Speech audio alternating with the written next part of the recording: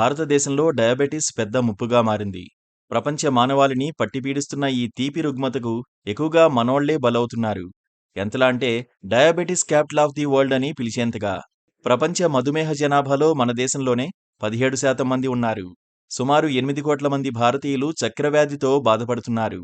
2045 నాటికి ఈ సంఖ్య 135 మిలియన్లకు పెరుగుతుందని అంచనా.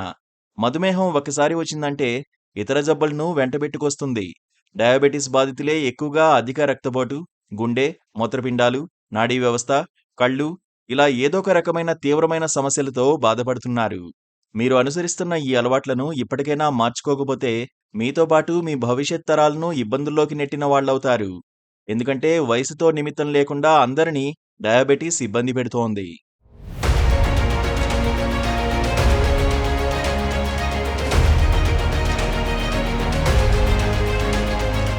టైప్ 2 మధుమేహ వ్యాధిగ్రస్తుల్లో మూడింట ఒక వంతు మందికి వ్యాధి నిర్ధారణ కాదు. వ్యాధి లక్షణాలు కనిపించకపోవడమే కారణం. అలాగని పరీక్షలు చేయించుకోకుండా నిర్లక్ష్యం చేస్తే దీర్ఘకాలిక హైపర్గ్లైసీమియా సమస్యలు వచ్చే ప్రమాదం ఉంది. ఇది కళ్ళు, మూత్రపిండాలు, నరాలు, గుండె, రక్తనాళాలు వంటి అవయవాలను దెబ్బతీస్తుంది. ఇలాంటి వారిలో గుండె జబ్బులు, వాస్కులర్ డిసీజ్, అధిక కొలెస్ట్రాల్, ఊబకాయం, అధిక రక్తపోటు సమస్యలు కనిపించడం సర్వసాధారణం.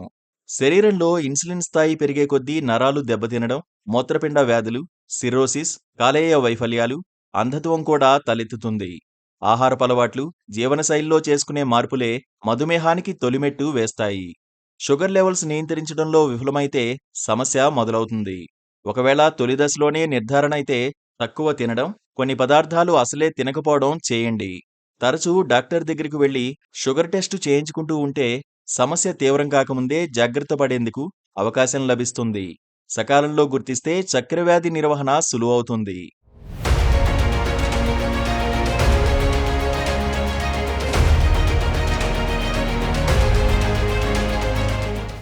మధుమేహం దీర్ఘకాలిక రుగ్మత. ఒకసారి వచ్చిందంటే అదుపు చేయడం తప్ప మన చేతుల్లో ఇంకేం ఉండదు. అందుకే నియంత్రణ కంటే నివారణే మేలు. చాలామంది పనుల్లో బిజీగా ఉండి ఒకేసారి ఎక్కువగా తినడం లేదా చాలాసేపు తినకపోవడం చేస్తుంటారు. ఇదే అలవాటుగా మారితే శరీరంలో చక్కెర స్థాయిల్లో హెచ్చుతగ్గులు ఏర్పడతాయి. అందువల్ల తక్కువ క్యాలరీలతోనే ఎక్కువ పోషకాలు దక్కేలా చూసుకోవాలి. తద్వారా మందుల వాడకాన్ని నివారించవచ్చు. క్రమం తప్పకుండా వ్యాయామం, బరువుపై నియంత్రణ ఉంటే రక్తంలో చక్కెర స్థాయిలను స్థిరీకరించడంలో సహాయపడుతుంది.